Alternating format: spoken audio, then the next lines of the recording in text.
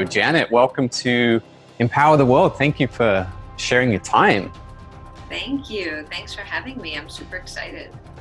So today we're going to sort of dig into what's holding you back around, how to unleash your emotional freedom. So yeah, share what that's all about. Yeah, thanks for asking. So I find with people that we really tend to have four places that we get stuck, four emotional patterns that are sticking points for ourselves. And these four patterns are fear, self-judgment, Yep. unworthiness, and attachment to anger. And that one usually surprises people because mostly people know they have their bouts with anger. Most of us do, myself included. But what people don't realize is they actually have an attachment to their anger, that the anger actually serves a purpose in their life. The other Right. three people are like accepting of, but that last one, attached to anger, how could I be attached to anger? That's usually a little bit of a surprise for folks. So could I jump in with random questions? Because you've got a Yeah, few popping up already. So, of course. I've read a lot around anger as well. So would you define like there's a good form of anger, like using the anger energy as a positive for you, or what's this attachment to anger that blocks you versus can you use the anger to actually help you? Yeah, well, I think it depends on the energy we show up with our anger, right? So Right. most people I find use anger as a shield to Right. take up a lot of space within them because when they're filled with anger, Yeah. there's no room to feel anything else, right? So Yeah. it Absolutely. actually functions. And in my book, Show Up for Yourself, I describe anger like the lid of a tin can of a green guy that lives in the can on a very popular street in a children's program. And I think Right. you know the show I'm talking about.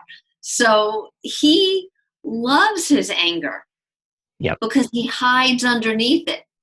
So when something happens on the street in front of him, he explodes, the lid flies off, he yells at whoever's there next to him. He never tells anyone why he's upset, though, Right. right? Right. He Right. just lets it rip. Yep. And then the lid closes and he's back in the can. And then there's all this destruction from his anger. He's gotten momentarily relieved from whatever emotional pressure was built up. But when that anger lid comes down, nothing has transformed, nothing has changed, and he hasn't given himself a chance to heal. Right. So you're saying like the anger is like a short-term pop or a short-term there's some kind of feel good in that like release, but then you're saying we often retreat back and hide away again. It's not an actual release. It's like a outburst and then get back in my cage or in my tin. Yeah, like a release valve, like we let the some Yeah. steam out. But we're never getting down to the underlying reason. So anger is really a cover up emotion. So we have Right. to take it deeper and say, what are we covering up? Why am I protecting myself with this anger? Why am I always on guard first, ready to lash out, ready to put my anger in front of me? Mm-hmm. Because we're just really afraid of something that's probably really painful, soft, or tender inside, or something we haven't even touched ever. That's a great point, because I think a lot of the times we defend ourselves against people, we defend our egos and our beliefs and everything, but the question is what are we actually defending? Is it that thing we're actually complaining about? I know in relationships typically you'll complain that the house is a mess like mine right now, but that's not actually the problem. There's always something deeper, like you're saying. And so how do we start to release this at a deeper level, or is it a multi-stage thing? Yeah, I mean, the first thing is to be aware of it and to be honest with yourself enough to own that this is something that's going on for you and within Yeah. you. So the first step is recognition. And Right. with that Right. recognition, begin to gain some insight into what could be underlying here, what could be going on. So that's really the first step, is to allow yourself that permission to go there and look at it, almost kind of like lifting up that lid of the garbage can and peeking and going, oh, what's in there? Do I Right, really want right. to know? Yeah. So we have to first get curious. Absolutely. And do you have any, tips for people about how they can actually do that in real terms? Is it kind of deep journaling or meditation? What Yeah. do you recommend? Well, yeah. Journaling 100%, meditation 100%, and stopping. Right. Taking a hard stop. That is the best thing. If we're looking for a real time tip or trick, Yep. is to pause, purposefully pause. This big feeling is coming up. The anger is rising to the surface. Maybe even it begins to come out of your mouth at the person in front of you. Yep. It's up to you to catch yourself and be, oh, Yep. wait, let me stop. Let me take a breath. What's Yeah. going on? Why did I go from calm to anger? And to Right. then, when you take that breath, tune into your physical body. Wow, Okay. is your heart racing? Is your stomach in knots? Do you suddenly have a headache? And what's your body actually trying to tell you? Because those are clues to begin to understand yourself better. Because a long time ago, when we first had to use anger to cover up big feelings, those big feelings got stored in our body somewhere, maybe in our stomach, in our head, in our heart, in our neck, in our shoulders, all those places we hold stress and tension. So if Yeah. you slow down enough to listen to yourself and really get curious, then you can take care of your own needs. Okay, my heart is really racing right now. Let's stop. Stop what we're doing. Walk away from the person that you're blaming for your anger. It's never the one outside. It's always happening inside. Go Yeah. to another room. Go get a drink of water and ask yourself some questions. Maybe sit Yeah. down and journal at that point. I love that too, and building in what you're saying as a habit, so that you Mhm. can, like, whatever comes up externally, because there's always going to be these crazy things externally. Uh, it seems funny to me, and I'm sure I was stuck in it in the past, that we try and like live this super happy life by imagining like everything's going to be amazing all the time externally. Well, we know from the last year that we all got tested with the biggest thing in the world, and Oh, yeah. things are never going to be perfect, ever, ever. We're always going to have to face this tension, challenge, people cutting you up on the road, whatever it is. We need to get better at responding, like you're saying, to it. Right. And also then beginning to shift our perspective.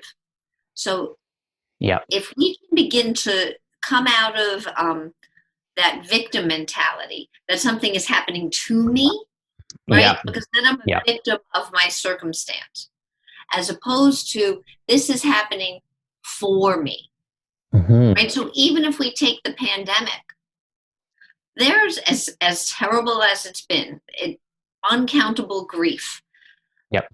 so much trauma. However, that being said, not minimizing anyone's trauma or pain who's watching this, who's lost a loved one Yep. to COVID, where are the gifts? Because there are many, I totally agree. Yeah. right? So we Yep. can look that this year happened to us. It's still happening to us. Life is different. We have to wear masks. Our kids didn't have real school. I'm working from home. For some, that's good. For some, that's bad. Some people lost jobs. Yep. But what happened for you because of it? Do you have better connections with your family?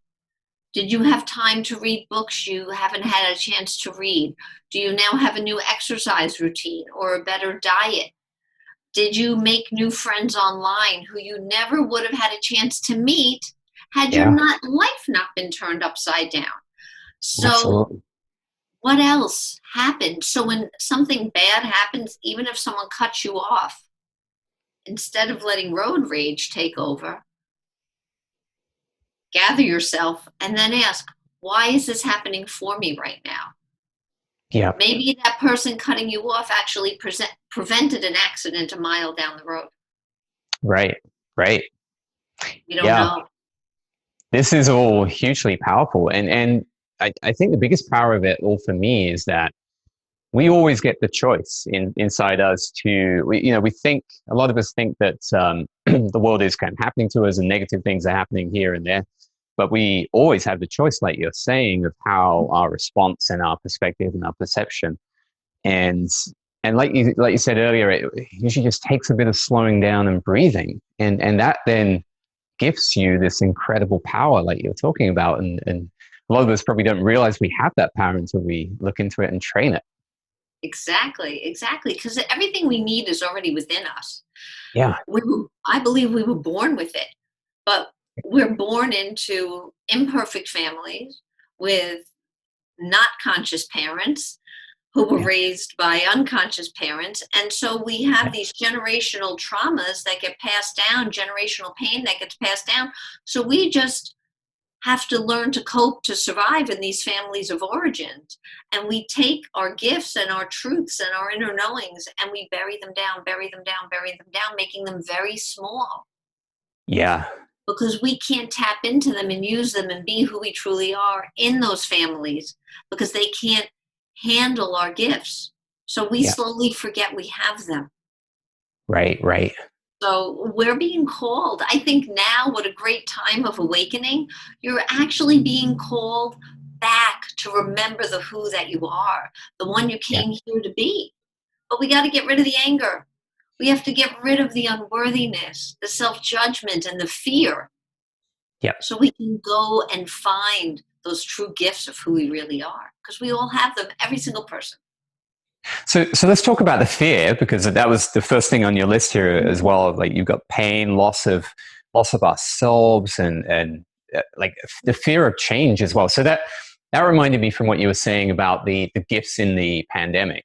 I mean, again, aside from everything bad that's happened, absolutely, but there's been so many gifts. I've felt so many gifts over the last year. So many connections.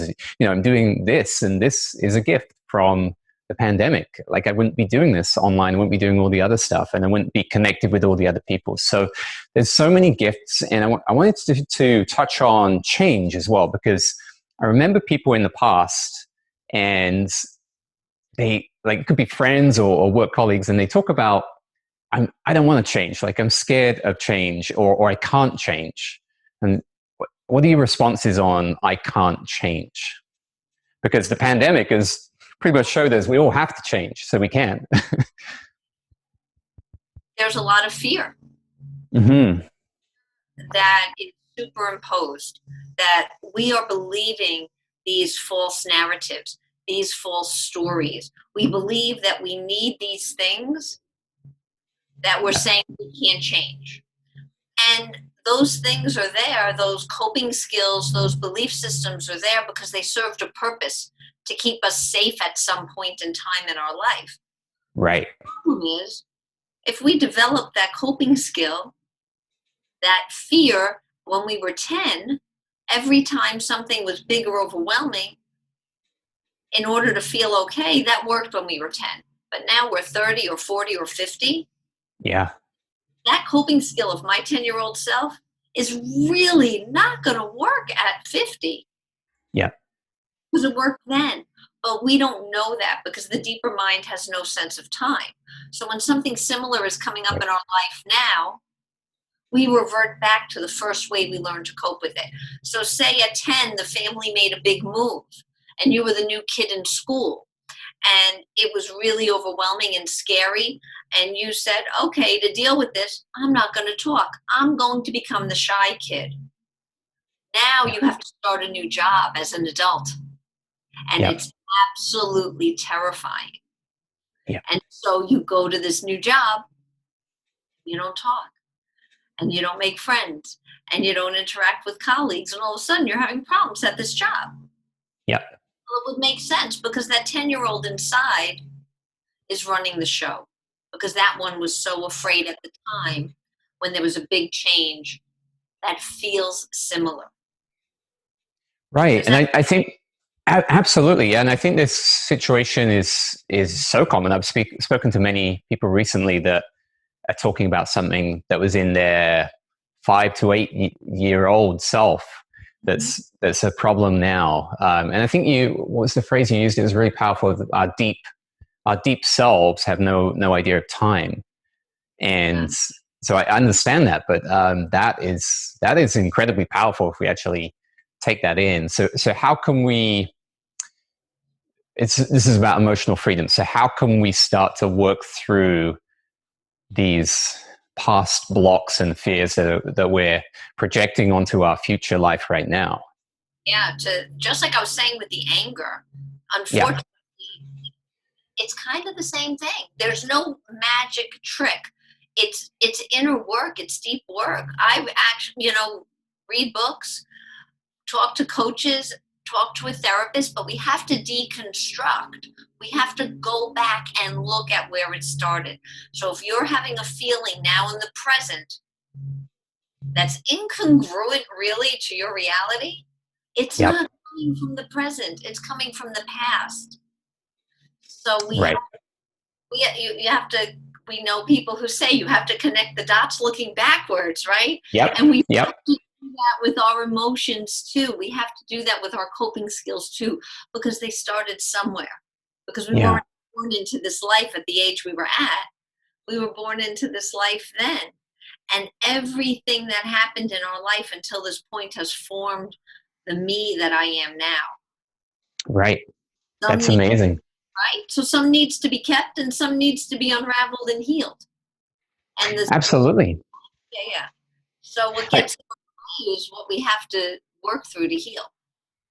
Yeah, it's interesting to me that a lot of rules that we follow in our life now, like I was classic, I probably said this on many of the talks, I was a classic nice guy growing up, just like my whole family, the nicest people ever. And you end up, because of that, you end up with so many rules in your life that you follow. But to your point, not long ago, a couple of years ago, before I kind of break into this emotional freedom, I was following rules that are 30, 35, like 30 years old. That some of them are great. Some of them apply, but a lot of them do not apply anymore. And you can kind of release those rules, and it becomes incredibly powerful. It really does. I define growth in my book as a process of breaking free. And Right. that Nice. is, it's a process of breaking free from the old painful stories of the past. Yeah. And we do that by healing from the inside out. Yeah. And we have to be brave to do that work. That's always my disclaimer. This is not easy, and this isn't something that I can give you a step-by-step guide and say, do A, B, C, D, and you're Yep. going to eat, because it's not in a straight line. We could start at A, go to Z, go to M, go to K. Yep. No idea. And neither do you, because our lives, they look like they happen in order, but they really don't. Like, if you really think about the order you learned lessons in, they really weren't in order. They were in the way life showed up and happened for you. Right. Right?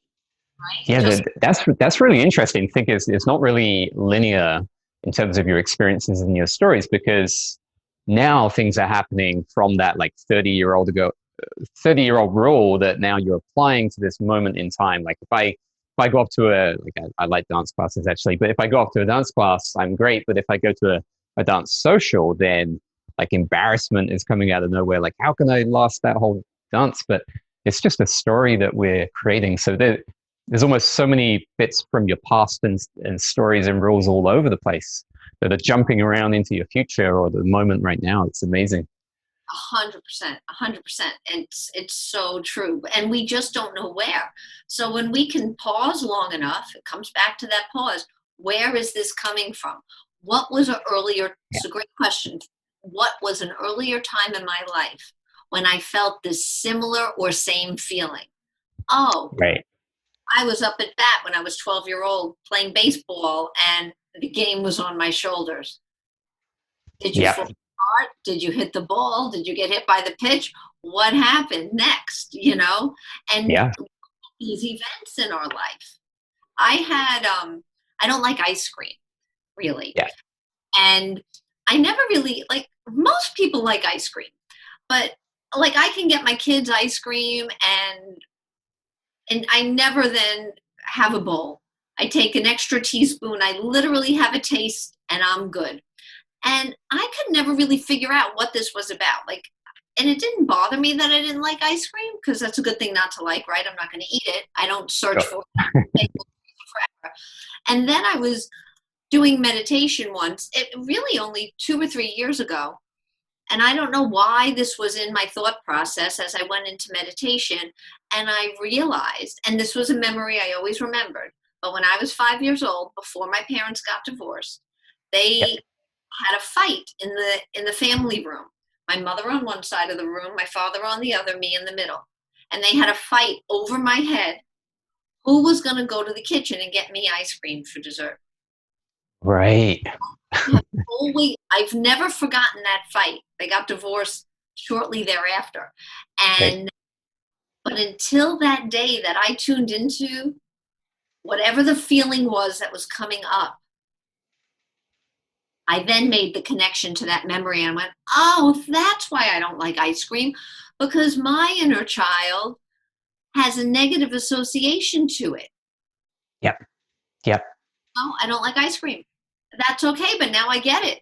I don't have to be upset about it. I don't have to think about it. It makes sense. So we all have had these types of experiences in our life. And like I said, until we look back and see, oh, that's where it came from. Once we Yep. understand ourselves better. Yeah, that's beautiful. And I think it's it's important to remember that everyone has these as well. Like I can think of 5 that I have from childhood that I remember, and so some of them don't really stop me now, but I can remember the specific things. I was actually talking to my I think this is my daughter the other day about pizza, and like I love pizza now. I love pizza, and I didn't eat pizza until I was about 15 or 16. And I remember, but it's funny how you remember that. I barely remember childhood things, but I remember that. I remember going to the cinema. It's one of the early Superman films came out. I went to the cinema with my family, and the only place to go, the only place that was open or quick food before the cinema was pizza. And I'm like, I hate pizza. And then I went there, and I was forced to have my first slice. I'm like, oh my God, this is amazing. Like I told myself for 15 or 10 years or something, like I hate pizza. I don't know. I had no idea why, but I just invent this belief. It's crazy. Yeah. It served you for a reason. I'm sure if Yeah. back in time to the very first time you refused pizza as a little boy, there was a real Yeah. solid reason for that little boy refusing pizza. But it From, becomes a story and a belief system that we glom onto and we yeah, don't let it go because we believe it is serving us. Even though we absolutely. It could be just like the strong attachment of needing to be right. Like they told me, like, of course you like pizza, but you know, I hold on to that attachment. I block myself a bit like all the things we were talking about earlier. All of the attachments you talked about attachment to anger, and it's really interesting to look at attachment to everything, and like even attachment to like I've read books where attachment to happy things, amazing achievements in the future can actually be a little bit toxic because we're almost delaying our happiness until we get there. So the attachments are really, really interesting to dig into. absolutely, yeah, because then we get attached to expectations. And Yeah. then, like you're saying, with that, I can't be happy until we're never happy because those Yeah. expectations are never actually going to be met because Yeah. reality is never in line with our expectation. So we just set Yeah. ourselves up again and again and again and again for disappointment. And then we get to tell ourselves a story that life sucks and it never goes my way. That's Yeah. good, So go down a whole rabbit hole here with this. Absolutely. But I love the emotional freedom. Let me see what the other 2 points on your list was, like self-judgment and unworthiness. So could we dig into those a little bit, like towards the end of the talk here? Yeah, sure. So quickly, like self-judgment, that's our harsh inner critic. Yeah. So when you're thinking about yourself or you are going to do something and you hear that little voice in your head say, yeah, no, you can't. You're not good enough. No one will believe you. No one will think you're smart enough. You'll never get that job.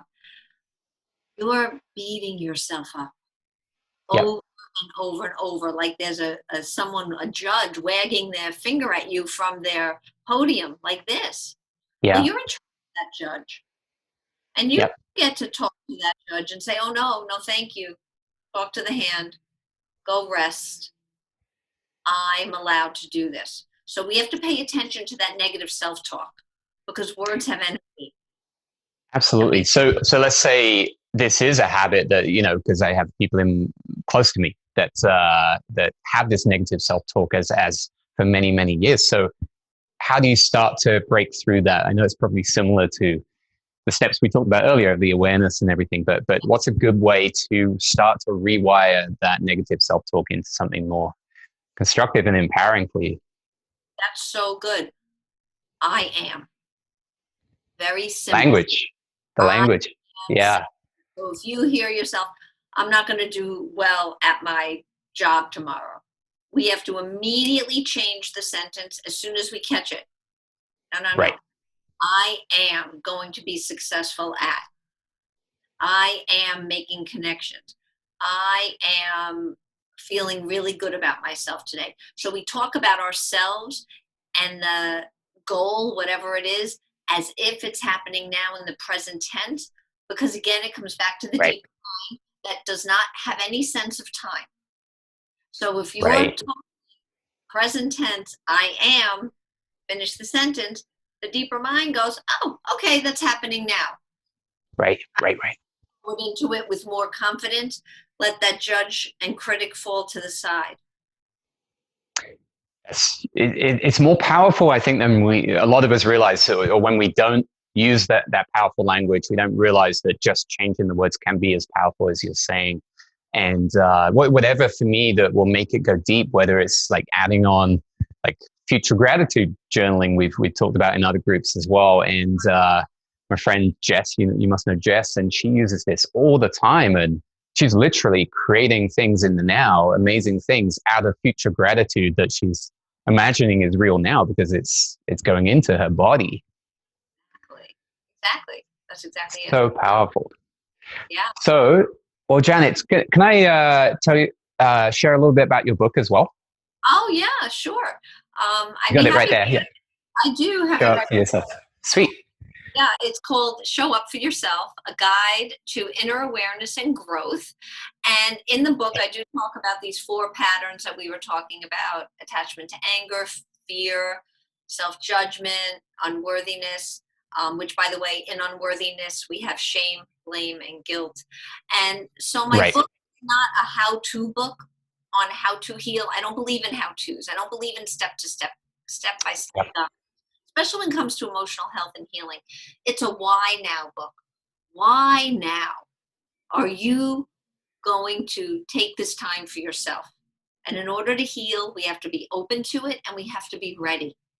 And when we meet the simple criteria, then we can step forward into it. So my book is a guide. There's journal prompts in it. And I bring you through not only my own 30-year journey of healing, not in horrible detail. You will not be bored reading 30 years of work, but a compilation of what I've been through and all I've learned through the years as a therapist and a hypnotherapist and a healer, and how I've combined these things to understand yourself more deeply, and then to be able to go through a process of healing. And that has 4 components, my theory called the spiral of healing, which has 4 components. Cool. Heal, love, and grow, which don't happen in order. They happen simultaneously, because healing is a process of going inward, going down, understanding ourselves, and coming back up. And each time we go through a process of healing, it's like we've ridden this spiral to healing, to self-love, to growth, and to understand our feelings. So next time, we're looking at it from a different perspective, and maybe it won't hurt as much. We'll have greater insight, and we'll have an even deeper level of healing, pulling out another layer of pain. So my book guides people through that. And if you use the book and the journal prompts, it will really bring you deep. That's amazing. Thank you so much. I'm going to throw another random Empower the World question at you. Go for it. Um, how can we start to help kids, teenagers that are starting to enter the place of feeling lost, out of alignment? I'm following my education. I'm supposed to do this. I'm supposed to get these grades and qualifications. How can we help our kids to find their way earlier rather than this like 40-year-old version that's like, what the hell's going on? By deconstructing all the institutions that we've been told we have to believe. That you Right. are, I love that. that your grades matter, that, and I hope I Yeah. don't offend you, that you have to go to Yeah. your religious institution, whatever it is, and listen to all the rules of the institution, because if you don't, then you're bad. Yeah. Um, Yes. Yes. by listening to culture and comparing yourselves to the perfect people we see on their Instagrams or on TV or in magazines with the airbrushed bodies, and Yeah. telling kids as young as possible that that's not real and that's not who you are. Yeah. Help them understand, who are you? What's important to you? What is inside of you that's yearning to come out? And how can I support that so that we walk side by side with our children, supporting Yeah. their spirit, helping them to grow into the person they were always meant to be without subjugating them with our belief systems, without our control, without our habits, without putting them in our institutions, or if they are in institutions like school, because not everyone can homeschool or unschool. Yeah. Don't matter. That people go crazy when I say that, but I've never made grades matter with my kids. Yep. And No, me, because me too. they've learned to learn in their own way and to be successful in school, and they're in regular school, to be successful in school Yeah. in a way that they feel good about themselves. And I have 3 kids. One's in graduate school, one just finished college, and the other's in high school, and they've all found their own way to be successful. Because That's amazing. our definition of success can't be assumed it's theirs. We can't superimpose that on them. Yeah. And what we deem means happy doesn't mean they mean that's happy to them. So Absolutely. as Yeah. parents, kind of keep our definitions to ourselves and let our children tell us about them, and then foster that. That's amazing. Amazing wisdom. Janet, thank you so much. I love this. Like, especially if we can help kids and teenagers. A lot of the stuff I've learned has only been last 3 or 4 years. So I wish that, I'd had some kind of knowledge and wisdom in place to find this kind of thing when I was 20. It's never too late. Never too late. Absolutely. I'm older than you, and I've only been just parenting in 2016, and in the last 10, 12 years of my life have really been imparting and learning this other wisdom. So it's never too late. Life is a journey. Amazing. Well, thank you again so much. This has been incredible. And thank you. And so how can people get hold of you? Oh, perfect. Yeah. My website is the best way, Janet Philbin, PHILBIN.com. Okay. Everything is on there. My book, my social media, contact me page, whatever you want to know. Probably too much. It's all there. Perfect. Thank you so much. Thank you.